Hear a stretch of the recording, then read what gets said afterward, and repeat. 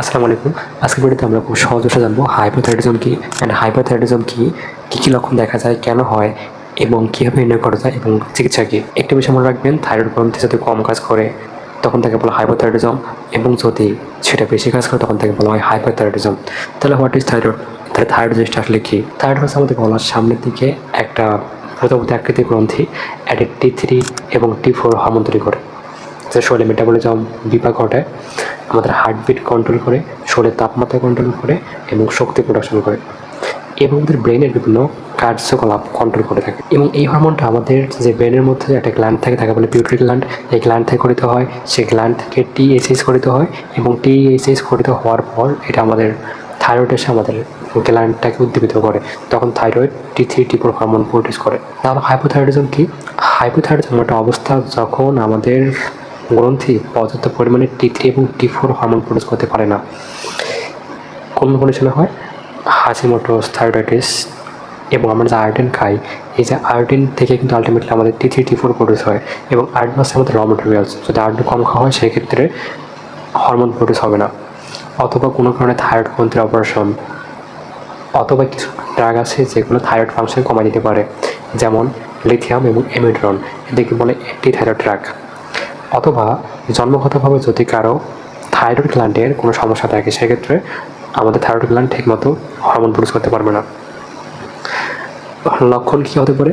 সবসময় ক্লান্তি লাগবে, ওজন বেড়ে যাবে, ঠান্ডা বেশি লাগবে, কোষ্ঠকাঠিন্য হবে, ত্বক শুষ্ক হয়ে যাবে, চুল পড়া, মুখ ফোলা, হার্টবিট ধীরে হওয়া, যেটাকে বলা হয় পেডিকার্ডিয়া, এবং নারীদের মাসিক অনিয়মিত হওয়া। হাইপোথাইরয়েডিজম বলতে কী বোঝায়? আমরা এখন হাইপোথাইরয়েডিজমে আছি। হাইপোথাইরয়েডিজম বলতে বোঝায় থাইরয়েড গ্ল্যান্ড যখন অনেক বেশি T3 এবং T4 হরমোন প্রডিউস করে, তখন তাকে বলা হয় হাইপোথাইরয়েডিজম। হাইপোথাইরয়েডিজমের কজের মধ্যে আছে যেসব কারণে হতে পারে: Graves disease, toxic multinodular goitre, toxic adenoma, thyroiditis, অথবা অতিরিক্ত থাইরক্সিন হরমোন, থাইরক্সিন ড্রাগ সেবনের ফলে হাইপোথাইরয়েডিজম হতে পারে। দ্যাট মিনস বেশি পরিমাণে T3 এবং T4 হরমোন প্রডিউস হতে পারে। লক্ষণ কী হতে পারে?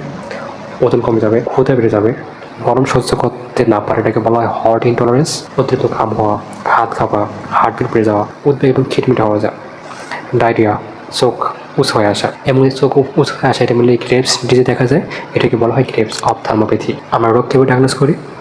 হাইপোথাইরয়েডিজমের ক্ষেত্রে আমাদের ব্লাডের মধ্যে T3 এবং T4 হরমোন কমে যায়, এবং TSH হরমোন বেড়ে যায়, এবং TSH এবং T3 T4 কাজ পুরো বিপরীত।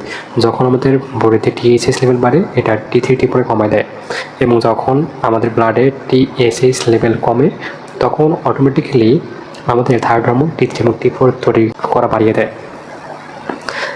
রোগে কী হতে পারি? ইন কেস অফ হাইপোথাইরয়েডিজম আমরা দেখবো আমাদের ব্লাডের সিরাম TSH লেভেল বাড়বে, এবং আমাদের ব্লাডের মধ্যে T3 এবং T4 হরমোন কমে যাবে। ইন কেস অফ হাইপোথাইরয়েডিজম আমাদের ব্লাডের মধ্যে TSH লেভেল বেড়ে যাবে, এবং T3 T4 হরমোন কমে যাবে। চিকিৎসা কীভাবে করা হয়? মেনলি লিপোথাইরয়েডিজম এবং ড্রাইতে চিকিৎসা করা হয়। এটি মেনলি ডেইলি সকালে খালি পেটে খাওয়া হয়, এবং তাছাড়া নিয়মিত TSH লেভেল পরীক্ষা করে দেখা হয় TSH লেভেল বাড়ছে কিনা, অথবা চিকিৎসা প্রগনোসিস হচ্ছে কিনা, অথবা চিকিৎসা এফেক্টিভলি হচ্ছে কিনা।